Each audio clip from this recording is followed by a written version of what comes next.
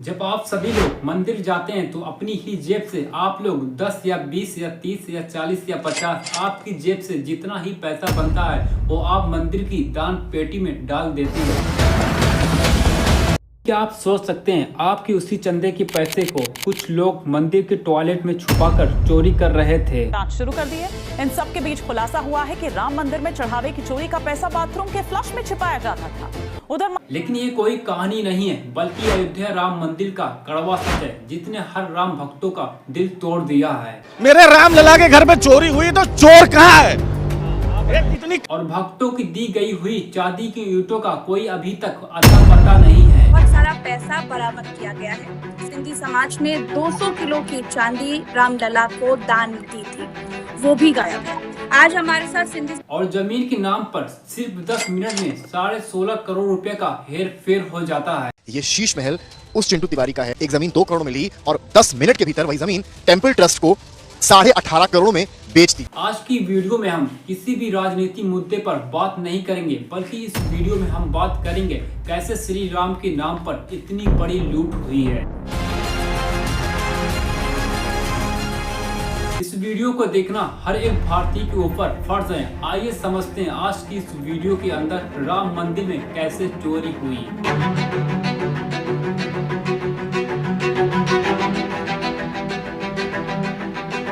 राम मंदिर की चोरी को सबसे पहले एक सिंपल के उदाहरण से समझते हैं। जनवरी 2021 में पुणे के सिंधी कम्युनिटी के लोग चंदा इकट्ठा करके मुंबई के ज्वेलर से 210 चांदी की ईंट बनवाते हैं। 1 किलो की 200 चांदी की ईंटें थी जो हम लोगों ने 26 जनवरी 2021 को करीब 1 करोड़ के इन ईंटों को लेकर अयोध्या राम मंदिर पहुंचते हैं और जनरल सेक्रेटरी चंपत राय को सौंप देते हैं। सेक्रेटरी ट्रस्ट के श्री चंपत राय जी को वही अयोध्या के परिसर में सब करीब 100-150 हमारे डोनर्स से साथ में उनके सामने दी गई।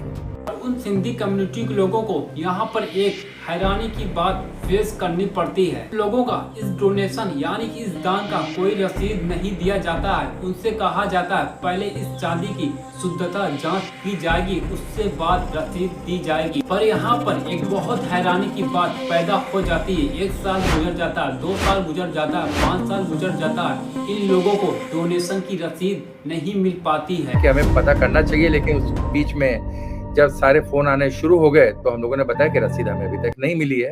पर आज सबसे बड़ा ट्विस्ट ये है कि उन सारे चांदी की ईंटों का आज कोई अता पता नहीं है। इसी तरह शिवसेना के लोग 25 केजी के चांदी की ईंट दिए थे और मुंबई के एक कारोबारी ने 3 केजी के हार दिए थे जो आज उसे लापता बताया जा रहा है। और यहाँ पर एक बहुत बड़ा सवाल उठता है, जहाँ पर कोने कोने में सीसीटीवी कैमरे की नजर होती वहाँ पर इतनी बड़ी चोरी कैसे संभव है।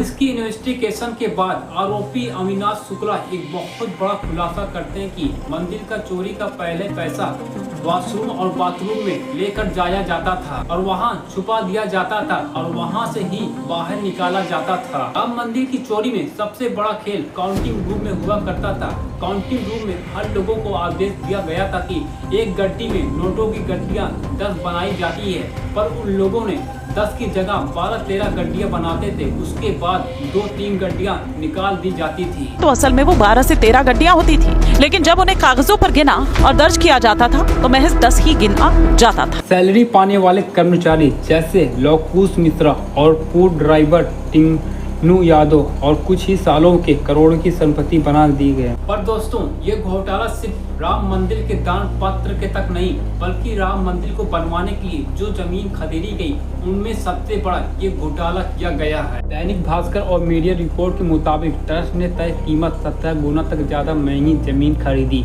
एक ऐसा केस सामने आया जहां 2 लोगों ने 2 करोड़ में एक जमीन खरीदी और उसके ठीक राम मंदिर के ट्रस्ट को बेच दिया, यानी कि सिर्फ 10 मिनट के अंदर में 16.5 करोड़ रुपए का मुनाफा हुआ। जब इस बात की भनक ट्रस्ट के इंचार्ज महिपाल को लगी तो महिपाल ने चंपत राय को बताया और उल्टा ही महिपाल को नौकरी से ही निकाल दिया गया और पिछले 7 से 8 महीने की सीसीटीवी फोटो और वीडियो डिलीट कर दी गई। और जब पानी सर से ऊपर हुआ तो सरकार ने SIT का गठन किया। उसके बाद 8 छोटे कर्मचारियों को गिरफ्तार कर लिया जाता है। इसके बाद मचे बवाल के बाद चंपत राय और अनिल मिश्रा इस्तीफा दे दिए। लेकिन देश के बड़े बड़े कार सेवक, संत और वकील पूछ रहे हैं क्या इस्तीफा ही सिर्फ काफी है? आप लोगों की इस बारे में क्या राय है? कमेंट सेक्शन में अपनी राय जरूर बताएं। मिलते किसी और वीडियो के अंदर, तब तक जय हिंद।